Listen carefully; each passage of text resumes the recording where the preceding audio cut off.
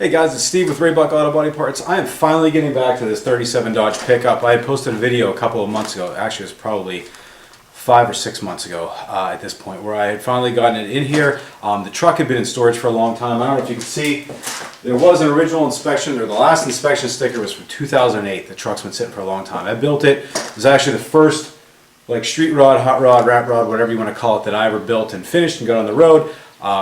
Ended up moving, went into storage for a little bit, and then kids came, one thing led to another, and the thing sat for a long time. So I've been going over it. There was a long delay though because my wife had hip surgery. So just as I got this in the garage, finally cleared space, was getting ready to go over it and get this thing back on the road. She had hip surgery. I've got a couple of kids, life gets in the way, and this thing's been sitting. So finally, I'm back to this.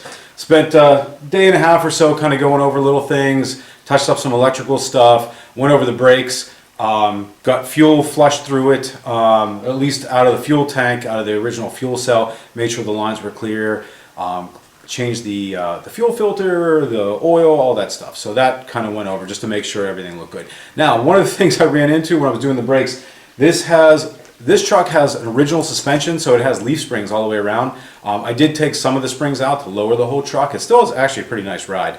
A little bit bouncy, but not too bad. But it has drum brakes as well. So when I pulled the front brakes off, or the drums, I noticed there was a lot of grease inside of it. So I started looking and realized that the seal, the bearing seal that was in the back, had gone bad. So here, I'll try to show you this if you could see it. It's a two-piece. There's like a metal ring in the front, and it almost looks like leather, but I think it might be felt that's in the center. And then there was a piece on the inside that sealed that in. So I went to one of my local hardware stores here because these guys are knowledgeable. It's one of these older Napa dealers that know everything. These guys have been around forever.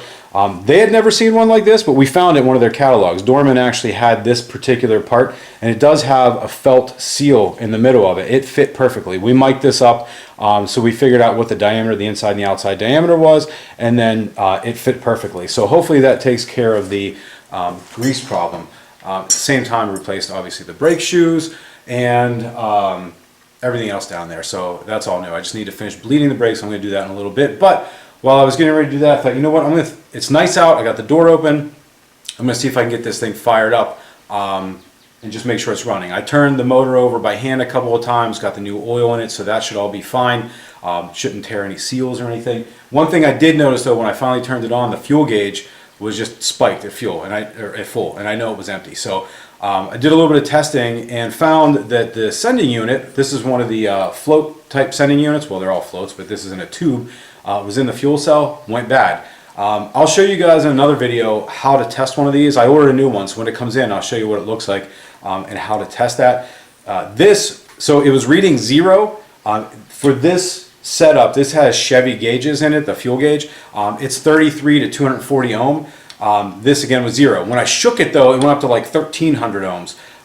So what I did was I just took it apart and looked at the inside of this, and I don't know if you guys could see that. There's all these little resistors, and it's essentially a circuit board that's in there.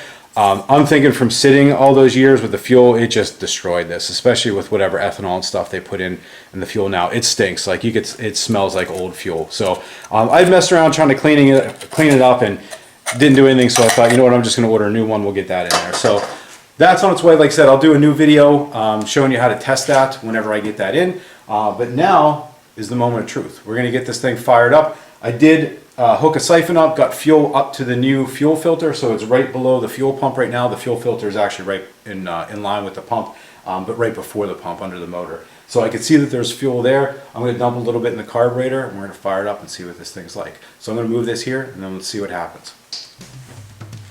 Okay, I'm going to put a little bit of fuel, just a little bit, in the carb. It's got a manual choke on it, so I'm going to pull the choke, and then we're going to see if this thing starts up. Guess it's going to take a number of cranks to get the air out of the line, but we'll see.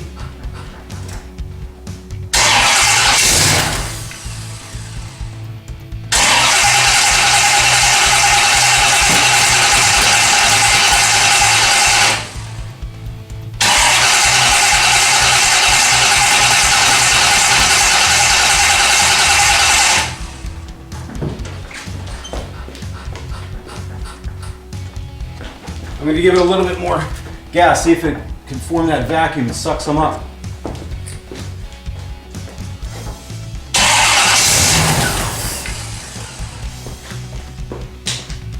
Try it again, a little bit more. It wants to.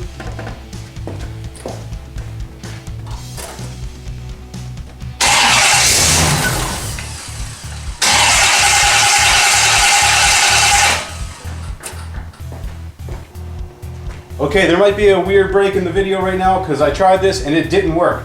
So I ended up tearing a bunch of stuff apart, ended up replacing the fuel pump.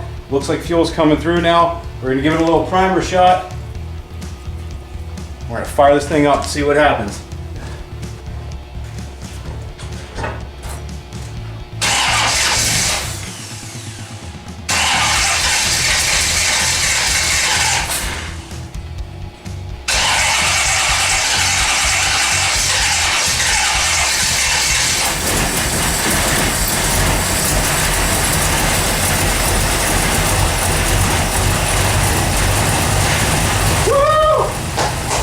Yeah, baby. She's alive. Nice.